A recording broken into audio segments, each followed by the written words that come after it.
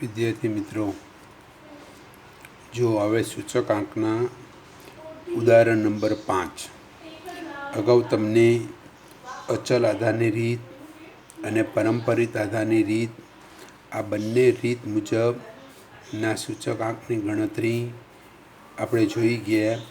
હવે ઉદાહરણ 5માં આ ત્રણેય રીતનો ભેગો અચલ આધારનો સૂચકાંક શોધવાનો છે, પરંપરિત આધારનો સૂચકાંક શોધવાનો છે અને સરેરાશ ઉત્પાદનને આધાર તરીકે લઈ અને અચલ આધારની, આમ ત્રણ રીતે અગાઉ જેમ આપણે ત્રણ અલગ અલગ દાખલા ગણી ગયા એ જ પ્રમાણે અહીંયા પણ ત્રણ અલગ અલગ રીતે. સૌપ્રથમ અચલ આધારની રીત મુજબ સૂચકાંક. અચલ આધારની રીત મુજબ સૂચકાંકમાં રકમો ધ્યાન રાખજો વિદ્યાર્થી મિત્રો. રકમ જોજો કે એક ખાદ્ય તેલની મિલમાં વર્ષ 2008થી 2015માં મગફળીની કરેલ ખરીદી અંગેની માહિતી નીચે મુજબ છે. તે પરથી વર્ષ 2008ને આધાર વર્ષ તરીકે લઈ અચલ આધાર. પહેલો પ્રશ્ન આવ્યો છે આપણને કે પ્રથમ વર્ષ 2008ને આધાર વર્ષ તરીકે લઈ આપણે અચલ આધારની રીત મુજબ સૂચકાંક શોધવાનો છે. પછી બીજો પ્રશ્નમાં પરંપરિત આધારની રીત મુજબ. પરંપરિત આધારની રીત મુજબ એટલે દરેક વર્ષના છેદમાં એના આગળના વર્ષને આધારે. અને ત્રીજો પ્રશ્ન વર્ષ 2010 અને વર્ષ 2011ની ખરીદીના સરેરાશ જથ્થાને આધાર વર્ષ તરીકે લઈ અને ત્રીજો પણ અચલ આધારની રીત મુજબ. માહિતીમાં જુઓ, વર્ષ 2008થી કરી 2015 સુધીના દરેક વર્ષમાં ખરીદી અંગેના ટનમાં આપેલા છે આંકડા. આના ઉપરથી આ એક જ દાખલામાં આ ત્રણ રીતે સૂચકાંક શોધવાનો છે. હવે જો વિદ્યાર્થી મિત્રો, એની ગણતરી નોટબુકમાં હું તમને સમજાવું છું.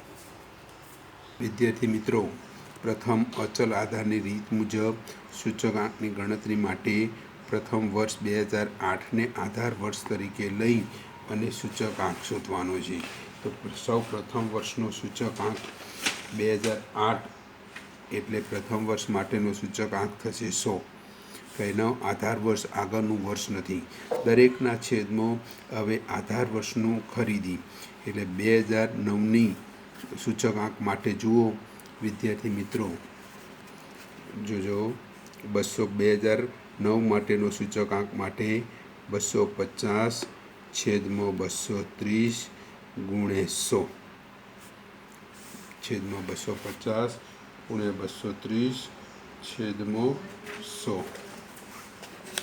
અને ગણતરી કરશો તો એનો આવશે 250 છેદમાં 230 ગુણ્યા 100 કરશો તો 108.70.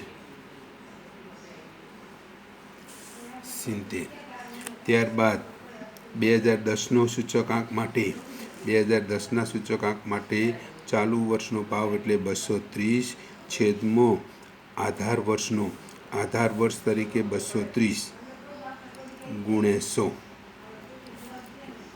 એટલે દરેકના છેદમાં આધાર વર્ષ તરીકે એક જ રહેશે.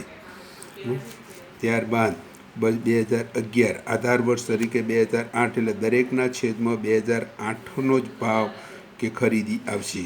તો 250 છેદમાં 230 ગુણ્યા 100 250 છેદમાં 230 ગુણ્યા 100 કરશો તો 108.70.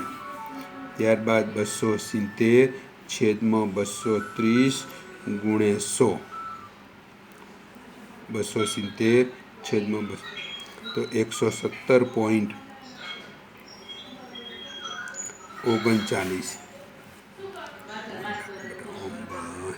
થાકી ગયું.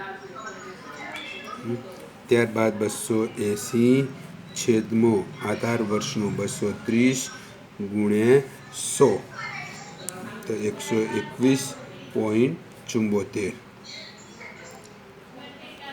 ત્યારબાદ છેલ્લે 300 છેદમાં આધાર વર્ષનો ભાવ 230 ગુણ્યા 100 તો 130 230.43 છેલ્લે 300/230 × 100 એટલે 130.43. આમ દરેક વર્ષનો સૂચકાંક અચલ આધારની રીત મુજબ જુઓ. અચલ આધારની રીત મુજબ સૂચકાંકની ગણતરી કરતી વખતે આધાર વર્ષ તરીકે 2008ને લેવાનું હતું. એટલે દરેકના છેદમાં આધાર વર્ષનું ખરીદીનો જથ્થો એટલે 230 ને આધારે આપણે સૂચકાંક જોયો. હવે પારંપરિક આધારની રીત મુજબ સૂચકાંક માટેનું સૂત્ર કે ચાલુ વર્ષનો ભાવ છેદમાં એના અગાઉના વર્ષનો. તો પ્રથમ વર્ષનું અગાઉનું વર્ષ ન હોય એટલે પ્રથમ વર્ષનો સૂચકાંક આવશે 100. પ્રથમ વર્ષનું અગાઉનું વર્ષ ન હોય એટલે પ્રથમ વર્ષનો સૂચકાંક આવશે 100. હવે દરેકના છેદમાં એના આગળના વર્ષના આધારે સૂચકાંક શોધીશું. દરેકના છેદમાં એટલે ધ્યાન રાખજો, સૂત્ર ચાલુ વર્ષનો ભાવ છેદમાં અગાઉના વર્ષનો ભાવ. બરાબર? તો હવે ધ્યાન રાખજો.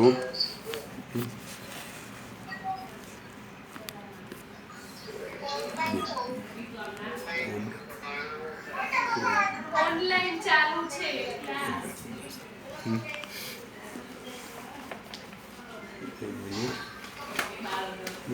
તો જો બીજા વર્ષ 2009 250, 2009નો સૂચકાંક માટે 250 છેદમાં અગાઉના વર્ષનો 230 × 100. તો આનો આવશે આનો હતો એનો એ જ આવશે 108.70. ત્યારબાદ 2010નો સૂચકાંક. 2010નો સૂચકાંક માટે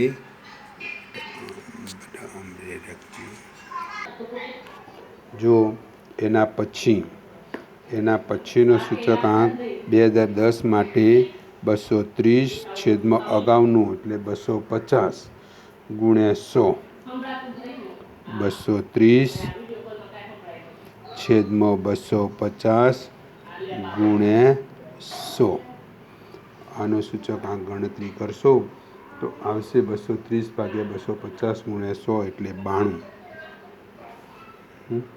ત્યારબાદ 2011નો 250 એના અગાઉનો એટલે 230. 250 ભાગ્યા 230 × 100.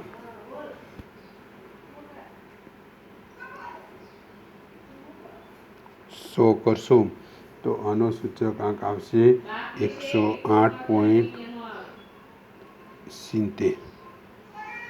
108.70. ત્યારબાદ 270 છેદમાં 250 × 100. તો 270 છેદમાં 250 × 100.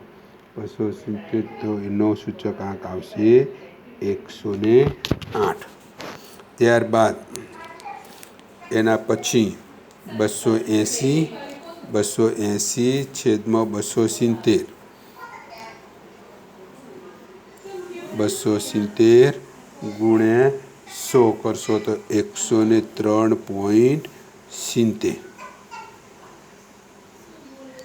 103.70. ત્યારબાદ 2014 300 ચાલુ વર્ષનો 300 છેદમાં આગળના વર્ષનો 280 × 100. તો હશે 107.14. અને છેલ્લા વર્ષનો 300 છેદમાં એના આગળના વર્ષનો પણ એ જ છે 300 × 100. આમ દરેક વર્ષનો પારંપરિક સૂચકાંક જો દરેકના છેદમાં એના આગળના વર્ષનો એટલે દરેકના છેદ બદલાશે. અચલ આધારની રીતમાં દરેકના છેદમાં નક્કી કરેલ વર્ષ હતું એ જ, એટલે દરેકના છેદ એક સરખા હતા. હવે છેલ્લે સરેરાશ ઉત્પાદનના આધારે સૂચકાંક. જો વિદ્યાર્થી મિત્રો હવે 2000 છેલ્લો પ્રશ્ન 2010 અને 11ના સરેરાશ ઉત્પાદનને આધાર વર્ષ તરીકે લઈએ તો 2010 અને 2011નું ઉત્પાદન જોઈએ તો 2010નું ઉત્પાદન 230 અને 2011નું હતું 250. આ બંનેનું સરેરાશ, તો આ બંનેનું સરેરાશ આવ્યું 240. એટલે હવે આધાર વર્ષના ઉત્પાદન તરીકે ત્રીજા જવાબમાં 240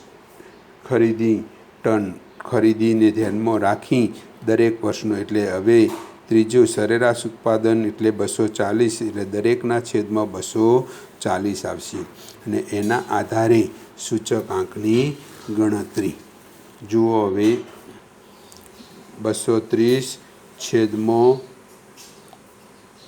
240 ગુણ્યા 100, 230 ભાગ્યા 240 ગુણ્યા 100 કરશો તો એનો જવાબ આવશે 95.83.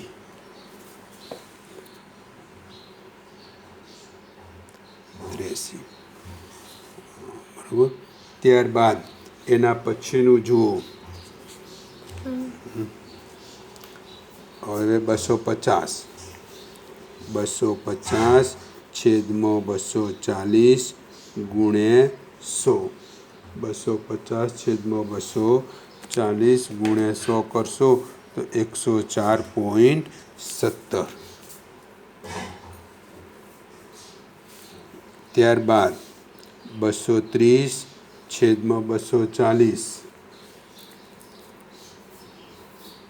240 ગુણ્યા 100 તો જેમ હતું 95.83.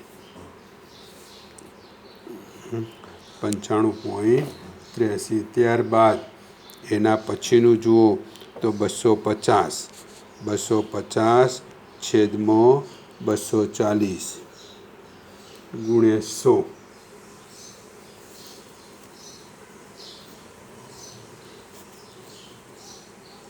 તો એનું આવશે 104.70. ત્યારબાદ 2012 તો 270 છેદમાં 240 ગુણ્યા 100, 270 છેદમાં 240 ગુણ્યા 100 કરશો તો 112.5.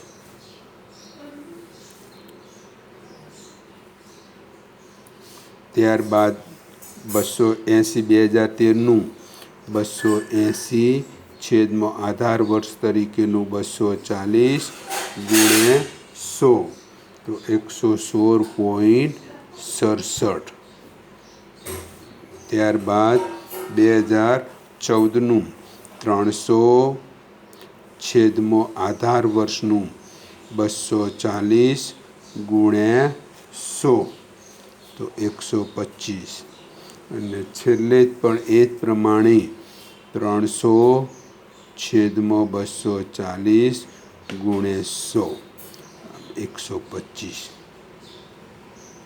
આમ દરેક વર્ષનું આ સરેરાશ ઉત્પાદનના આધારે, એટલે એક જ રીતના દાખલામાં આ ત્રણેય રીત ધ્યાન રાખજો.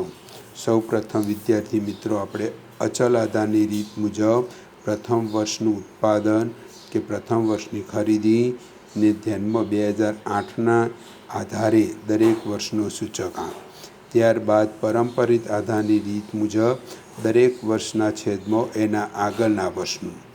અને છેલ્લો જવાબ હતો 2010 અને 2011ના સરેરાશ ઉત્પાદનને આધારે દરેક વર્ષનું સૂચકાંક.